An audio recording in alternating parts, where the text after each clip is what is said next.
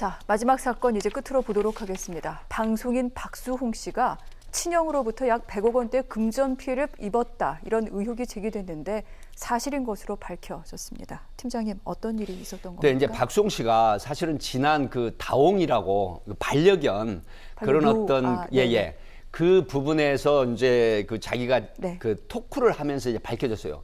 나는 지난 30년간 열심히 일을 했는데 전 소속사라고 하는 부분은 자기 바로 형과 형수가 대표로 있었던 거예요.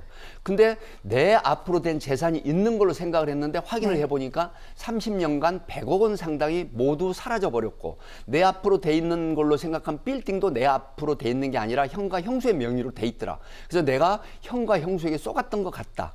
이런 부분을 이제 토로를 하면서 이게 상당히 사회적으로 이슈가 되는 그런 내용입니다. 아, 그렇군요. 자, 이렇게 가족으로부터 사기를 당한 그 본인의 심정은 어떠할지, 그리고 이 박수홍 씨를 응원하고 또 지지했던 여러 팬들의 마음은 어떠할지 참 참담할 것 같습니다. 그렇기 때문에 아무리 가족이라고 할지라도 이거 반드시 돌려받고 또 법적으로 대응을 해야 된다라는 그런 여론이 많이 나오고 있는데, 그런데 우리 법상으로는 또 어려운 지점이 있다고도 합니다. 이 부분도 팀장님 좀 함께 짚어주시죠. 네, 지금 이 부분이 상당히 지금 사회적이나 언론에서 논란이 되고 있는데요. 사실은 그 형법에 보면 친족상도례라는 적용이 있습니다. 이 친족상도례라고 하는 부분은 예를 들어서 재산 범죄에 대해서는 고소를 하고 처벌을 할 수 없다라고 하는 부분이에요. 그렇지만 저는 이제 이렇게 분석을 합니다. 지금 100억 원 상당 같은 특정 경제범죄 가중처벌법에 50억 이상은 5년 이상 무기징역이 처하도록 돼 있는데 과연 이게 친족상도례 적용을 받아서 그 박수홍 씨 형과 형수가 처벌을 받지 않느냐? 아닙니다.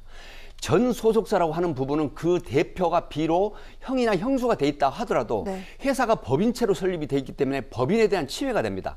그렇다고 하면 회사에 피해를 줬기 때문에 적어도 회사에 피해를 준 사람으로서 친족 상도례가 적용이 되지 않습니다. 또한 상대적 그 친구죄라는 게 있어요. 소위 말하면 이 법률에 보면은 그 동거하는 친족이나 가족, 소위 팔촌인의 혈족 이런 부분이 있는데 동거하는 가족이 아닙니다.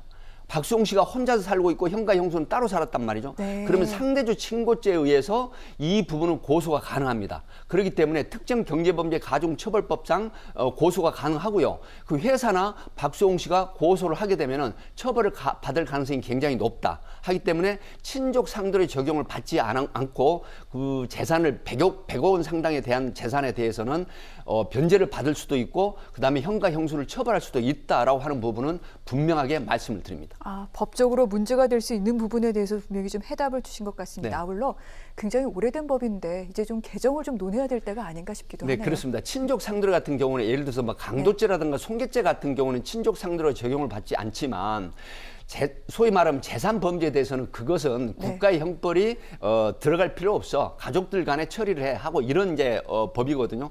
그렇지만 형이나 그다음에 자매간이나 그다음에 부모와 자식 간의 이런 모든 재산 범죄로 해서 다툼이 굉장히 많거든요. 그렇다고 하면 굉장히 큰 피해를 입혔는데 가족이라는 명분하에 이 처벌이나 민사적인 그 어떤 피해를 변제할 수 없다고 하는 부분은 굉장히 어불성설이거든요. 그렇기 때문에 많은 법조인들이 친족 상도례에 대한 부분은 이제는 개정할 필요가 있다. 특히 박수홍 씨 사건에서도 처벌할 수는 있지만 친족 상도례에 대한 부분은 아마 이걸 다시 논란이 있을 수 있다고 하는 부분은 개정이 필요하다고 하는 부분을 필요합니다. 알겠습니다. 오늘 말씀 여기까지 듣도록 하겠습니다. 고맙습니다.